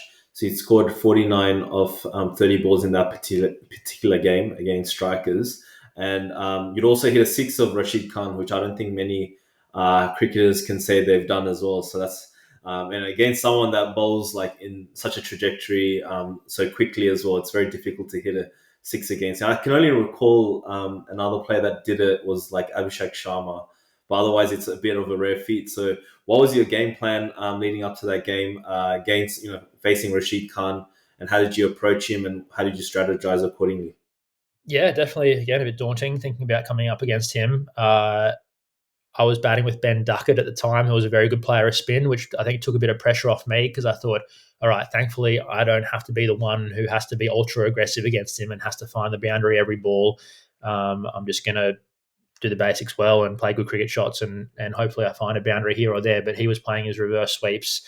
I think Rashid Khan was probably thinking about how he was going to bowl to Ben Duckett more than me, and how he was going to counter Duckett's reverse sweeps. So that was nice. That was the first time I'd faced Rashid Khan, and I probably had a similar approach to what I'd approached in innings against Narayan previously. And when I was coming up against Sunil Narayan, he was also, massive name player, played a lot of IPL and had success. And I was playing with Brendan McCullum that game, and I said to Baz, I was like, how am I going to pick Narayan? Like, how do I do it? I've got no idea how to pick it out of his hand, which way he's spinning it.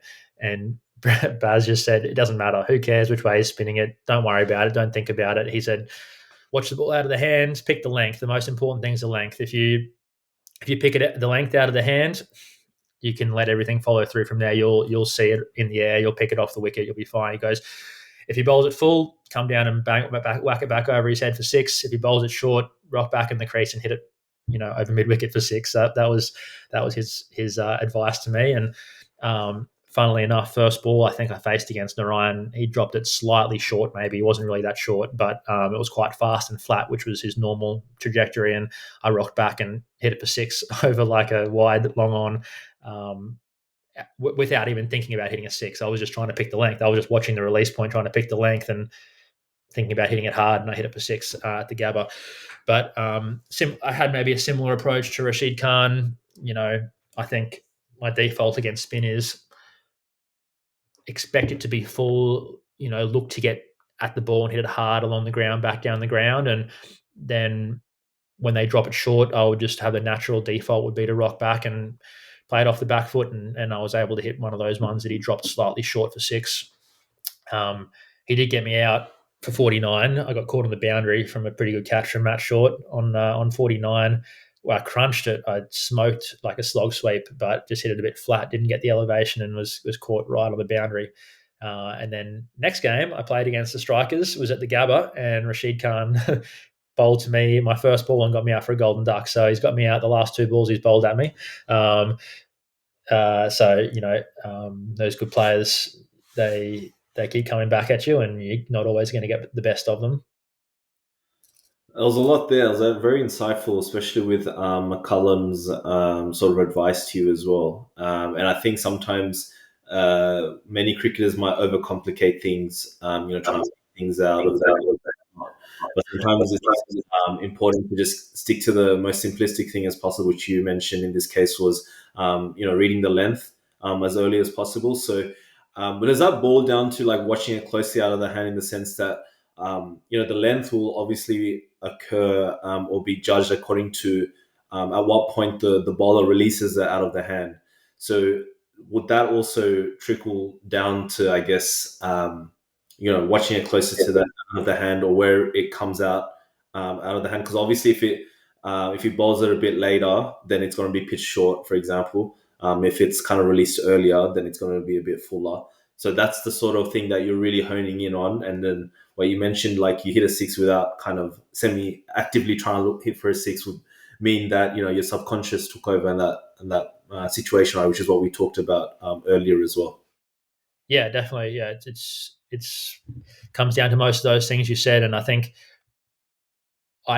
when it happens the way I want to happen, it's not because I'm thinking about hitting a six or thinking about the length as much. I'm trying to set myself up to see that release point well, so I subconsciously pick up that slight change in release point and pick up the slight change in length. Therefore, but it's the fact that I've set myself up with the right amount of intent, which is a weird word. I could, you can think about it different ways, but the right amount of energy or like yeah, just mentally and physically, I've set up in a good position physically and mentally with the right amount of intent or energy so that I have reacted aggressively, but not recklessly, and um, got a good outcome. And it's always nice when you sort of surprise yourself sometimes with the outcome you get from those balls.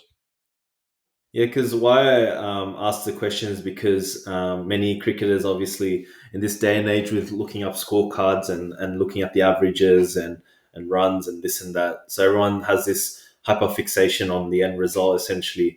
And sometimes, like what you mentioned, is with McCallum's advice to you, like rather than obviously thinking about hitting a six, like how you hit that six without really thinking about hitting a six goes to show, like if you just have the right processes in place and just hyper fixate on that, the results will sort of sort itself out. And I know that's something that I've had to sort of struggle with my own sort of, not obviously nothing compared to domestic cricket, I'm sure, but like, just being a normal club cricketer trying to do what he can and all that kind of stuff. Sometimes, you're so, like, I have to hit a six this ball. But once, like, I try to catch myself, I'm like, I can't think like that. Like, I can't put myself or put pressure on myself to think like that, because like that's not going to happen. Like, your body already knows that you have to hit a six, depending on what situation it is in the game. Like, I'd rather should shift my focus elsewhere in order to, give myself the best opportunity. Like, for example, watching the ball closely or the length and all that kind of stuff in order to, ensure that I get the best results. So that's why I kind of resonate with what you mentioned, which is really, I'm sure it's a good reminder for many cricketers to kind of keep it simple and, not fixate too much on the results. But I'm not sure if you had anything else to share on that front as well. Yeah, no, I completely agree. And we're talking more about white ball cricket here, but even in red ball cricket, there's been some games where I've scored at a run a ball or faster, and it's not because I've had the intent to go out there and do that. I haven't actually tried to be aggressive. I haven't tried to put pressure on the bowlers as such or take any risks at all. But I've set up in a really good position. I've done the basics really well, physically and mentally. I've set myself up well to react, and that means I haven't missed out on opportunities to score. I've had really good contact points on the good balls, which allowed me to get off strike. And when I've gotten a bad ball, a bit over pitched, a bit wide, a bit short, whatever, I've made the most of it. I've hit it for four, and I've ended up, um, being scoring it over run a ball. But it's not because of me being an aggressive cricketer. It's because I've done everything that I want to and just reacted and let my subconscious take over. And I want to ask a question also on this topic on strategy as well as a batsman, where, for example, like this is assuming that you're not really overly, trying to be aggressive and stuff. You're just playing a game, playing to the ball. In certain situations, the opposition captain might move fielders according, like, for example, if you're hitting through the covers, they might kind of block off that region so that you can't, hit your boundaries or score along that particular region. What's your sort of first instinct to do that? Because you might feel like, okay, I'm hitting the cover drive well. Are you still going to aim to get it past that certain, I don't know, like between cover to point? You might try to aim for that little gap there, or would you? Some people don't even try to actively think that far because that might mean that they'll have to kind of change their game in a way, in a certain way, or maybe some people process that fielding change subconsciously, where naturally their angles of the bat work such that they try to piece their gaps. So I'm just curious, like, how did you sort of approach those situations, and what advice do you have for other cricketers when it comes to planning or changing your batting or shifting your batting accordingly as a result of the fielding changes that the opposition captain might make. Yeah, I think that's such a big question that I get from so many people, and or not even a question. Sometimes I hear it from parents or players that I coach. They always say, "Oh, I was batting so well, but I scored so slowly because I just kept on hitting the fielders. Every time I hit the ball, I hit it to the fielder. How do I hit the gaps better? How do I pick the gaps?" And different people, I've heard different approaches that have worked, and I might talk through some different options with them. But at the end of the day, I think nearly the best option is in between balls. Of course, take note where the field is, know where the fielders are, or know where the gaps are if you want. Know where your options to score are, know where you can get your singles, know where your boundary options are if you hit through the field, or where you might be able to run to if you put pressure on the fielders, those sort of things. But then once the bowler starts running in, I think most of the time you should be forgetting about those things. You should be letting it go, just being clear again and just reacting. And I think a lot of the times your subconscious, like we've sort of spoken about a lot, will just take over and will make the adjustments necessary if you're in good positions, if you're seeing the ball well, if you're over the ball, and will make those adjustments to pick the gaps where it needs to, whether it be opening the face slightly um, or playing it a little bit later or whatever, a little bit earlier to pick the gaps. And even if it doesn't, I think if you're trying to make changes, if you're trying to consciously think about opening the face or manipulate a gap or those sort of things as the ball's coming down at you, you're so much more likely to make a mistake or mishit the ball. And that's when you don't hit the ball as hard and it goes to the fielder, or it might go towards the gap, but the fielder's got time to get to it. Then I say to a lot of players, if you actually middle the ball and if you time it where you've moved as late as possible, you've accelerated through the ball, you've hit it hard because of that, there's more gaps out there than there are fielders. So if you've done those things, more times than not, probably 2 out of 3 balls will go through the gap or towards the gap and give you the opportunity to score at least a run. Um, but if you don't hit it well, if you mishit it, or if you've been a bit early with your commitment and been a bit tentative and just pushed at it, even if you hit it towards the gap, the fielder's going to get there. They're going to be able to attack the ball, close off the space, and you're not going to be able to get a run. So they're often the things I talk about when people ask me about trying to find the gaps or uh, score runs quicker that way when they're hitting the ball to the fielders a lot. Because I find that if, like, I think obviously it's good if a cricketer is thinking how to negotiate certain situations in a game and movements of fielding positions and all that kind of stuff. But at the same time, like you mentioned, if there's a hyper fixation on that, then obviously I think naturally our brain, like I was actually reading about when it comes to um, free will and one's agency to make certain decisions. Like obviously it's limited by nature. Like we can exhaust X amount of energy into something and really think about it, but if you kind of exhaust all that effort into thinking about where the fields are, obviously they'll take away some percentage of how closely you watch the ball. For example, if you're sort of hyper fixated on something else, and which that speaks to your point about the fact that, like, you're probably not going to be able to hit the ball as good as you think if you're just hyper fixating on these other stuff.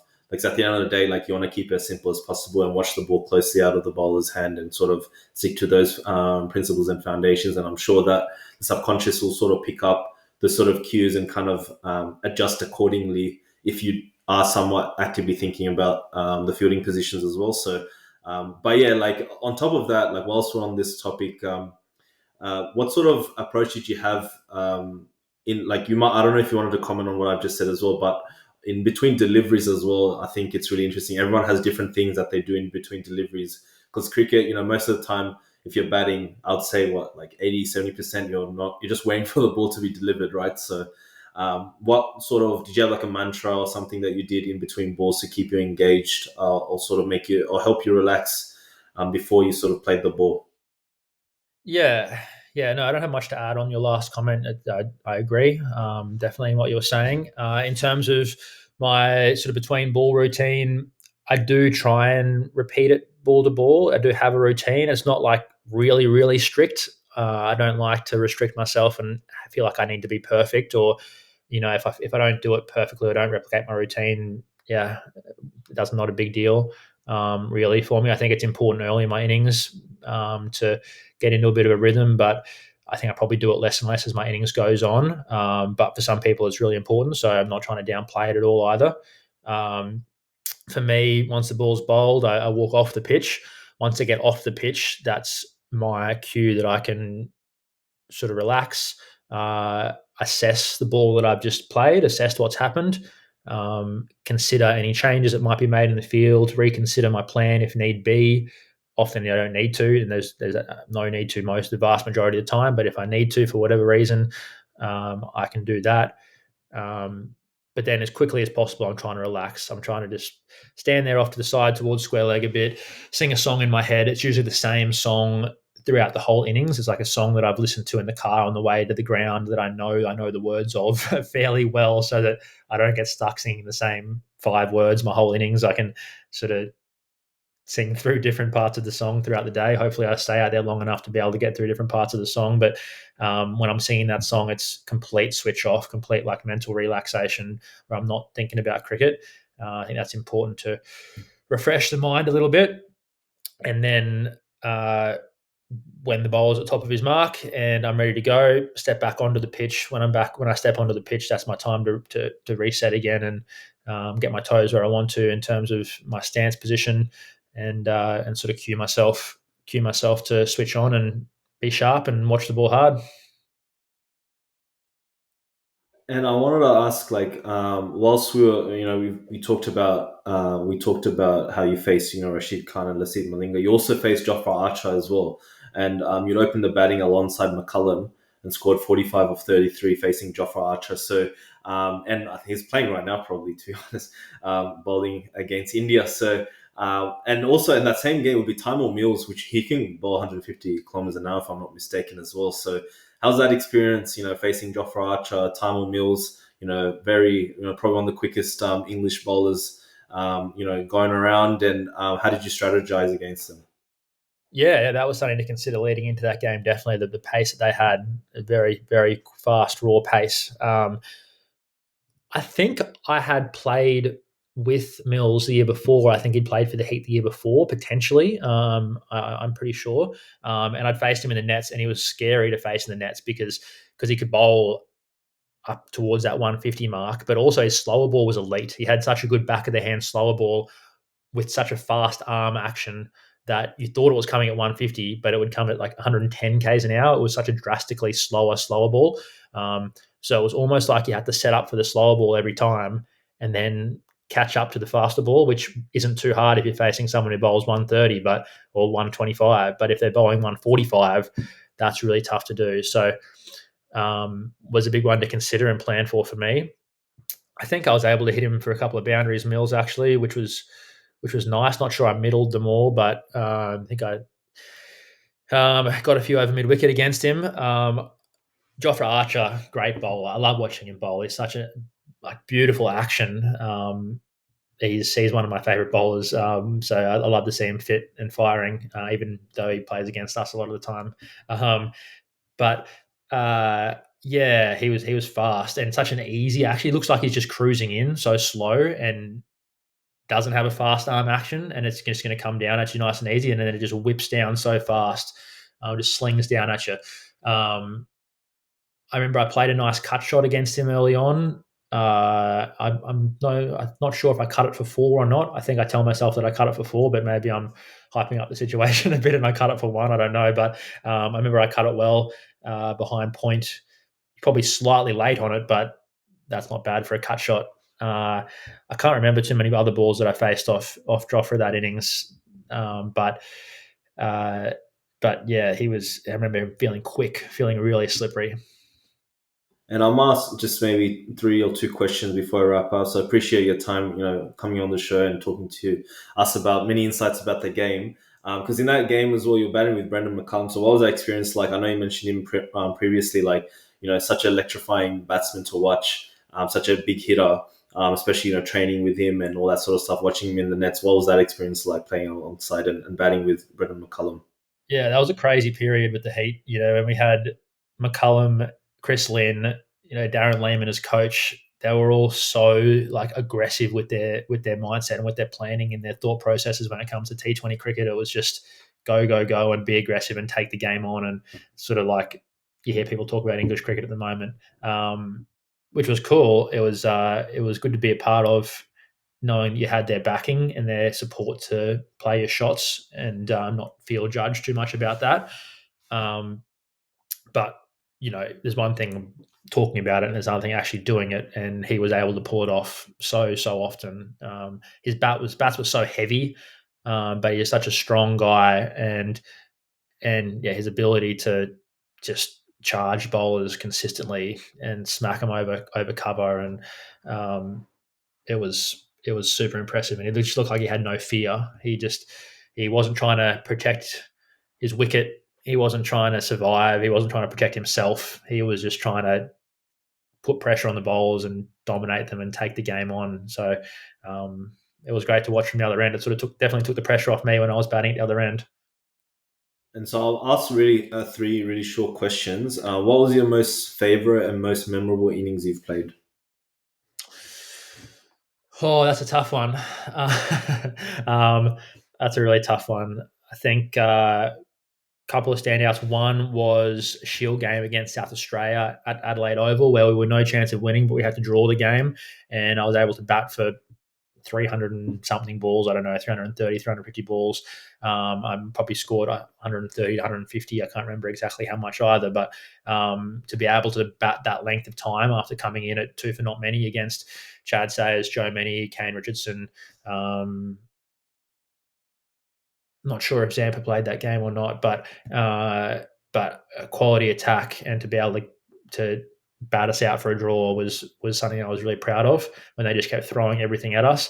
And then also the semi final for the Brisbane Heat T20 against the Thunder, where I was able to get us home with 70 odd in that game, was really pleasing after a tough start again and copping a lot of criticism on social media. I remember looking at my DMs and my message requests on Instagram after the game, and I had so many like critical comments and people telling me how bad I was and very aggressive at times. And because I was, I don't know, 10 off 20 or something, 10 off 20 or something at some stage, or maybe not quite that, but I started very, very slowly and everyone thought I'd lost the game for the team um, because of it. But I was able to really accelerate at the back end of the innings and get us home. So that was a pleasing one too. So how did you deal like with those social media critics? I can imagine how tough it must be. We're all human, and reading such negative comments, and like I can only like I sometimes like I don't know, like I sort of feel emotional in a way when I hear stories about some cricketers reading such comments because I feel bad, So how do you deal with that, and how do you manage that side of things? Yeah, it is tough, not because of being afraid of the comments, but it just makes you aware that people care so much. And it's not just about me going out and playing club cricket and wanting to do well for myself. There's so many people that support the team, and the team means so much to them, and which is great. It's great that it means so much to them because that's why they follow and that's why they support, and you provide entertainment for them and an outlet for them to let go of their other parts of their life and just embrace the game that's in front of them. And it just adds that extra layer of pressure to you're not just performing for yourself, but you're doing it for all these other people too. I don't care about the negative comments as much. There's plenty of good ones you get to, which is nice. And that night that I was talking about in particular, a lot of them then came back to me with a subsequent message and saying, "Oh, I'm so sorry. I'm a problem gambler and I had a lot of money on the game, and that's why I was emotional," or just said sorry for underestimating me, sort of thing. But yeah, that's one of those things you can't take it too seriously. That's part of sport, for better or worse. It's not a good thing. I'm not downplaying it. It can affect people's mental health quite significantly, and I do really feel for that. Um, but that's one of the negatives of professional sport. But there's lots of positives, and we're very, very lucky to get the opportunity to do what we do. So you take the good with the bad. And last two quick questions. What I mean, we talked about different bowlers that you faced, but who was the hardest bowler you faced in your career? Tough one to nail down. Definitely spinners that are hard to pick are very tough. Like those guys like Rashid Khan or Mujib or Sunil Narayan. When you can't pick which way they're spinning it, it's so hard to be confident that you're making a solid contact in a T20 where you have to clear the rope. You can't just block it. You have to clear the rope, and a slight mishit means caught on the boundary for someone like me who's not strong like Kyron Pollard. But facing Lockie Ferguson felt very, very tough for me on international debut. That's one that I often come back to and said Ferguson just felt so quick. And I'd go and play a pull shot, and it would hit the stickers of my bat and just roll back to him along the wicket. That's how late I was on the ball. Maybe I was a bit more nervous than normal too, but Lockie Ferguson felt like a very good bowler who could swing the ball too. And my last question is, in terms of someone that you've played against or someone that you've played with, who is the best batsman you've seen? Like you sort of watched them bat in the nets, or you sort of watched them in a game and you thought like, wow, like they're very extremely talented. They're leagues above. Was there anyone that kind of struck out in that manner? Um, oh, let me think. I was thinking about this today actually, uh, but who was I thinking today? Hmm. I can't remember who I was thinking. I mean, I know we mentioned AB de Villiers, but I mean, there's so many good cricketers out there, and they all have their good and bad innings, and that's one of those things. You look at one batter from time to time, and you think he's the best player in the world. Like, how does anyone get him out? He's just scoring 100 after 100, and in such a rich vein of form. And then, there's another series where they struggle, and they have a couple of low scores in a row, and it looks like the opposition has just got their number. So.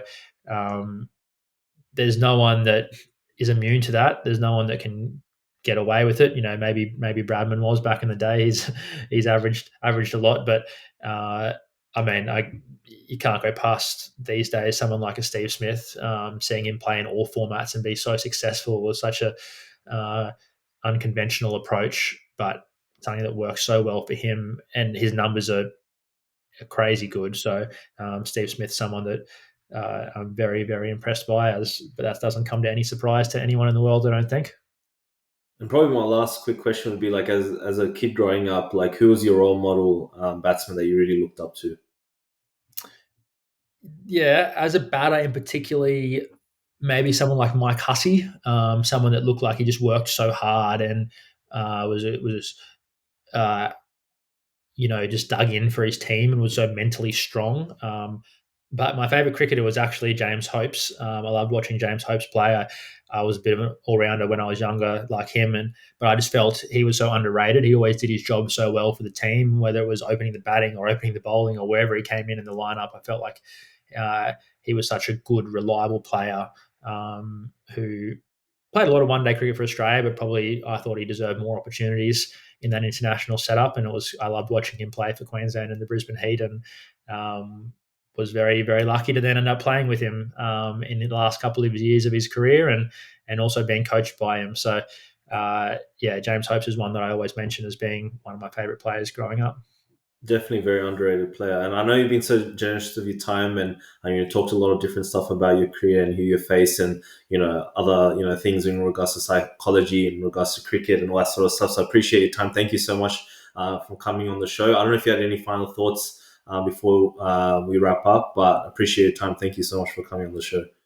No, it was a great conversation. It's nice to reminisce for me as a player and my playing career, but it's nice to get this information out there. And I think the podcast you're doing and social media channels is really good. It helps a lot of players to get advice and to learn from people out there. And you don't have to be a professional player to give good advice or to pass on knowledge. As people can pass on knowledge from a business sense, or from their other hobbies that they and the things they've learned in a competitive environment, or even just an amateur sport, and people can learn from that too. And there's no right and wrong opinions or experiences, and someone's gonna pick something up from what you said, and other people won't. But I think it's great that you're putting all this out there, and as a medium that people can really learn from.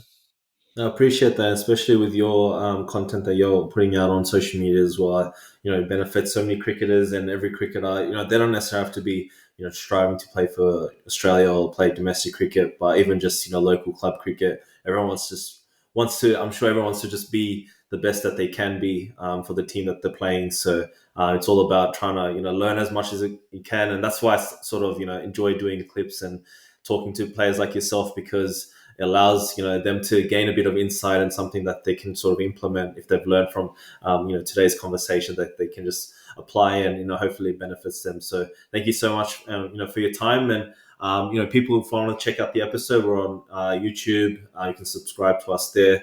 We're on Spotify, Apple iTunes, etc., and Amazon Music as well.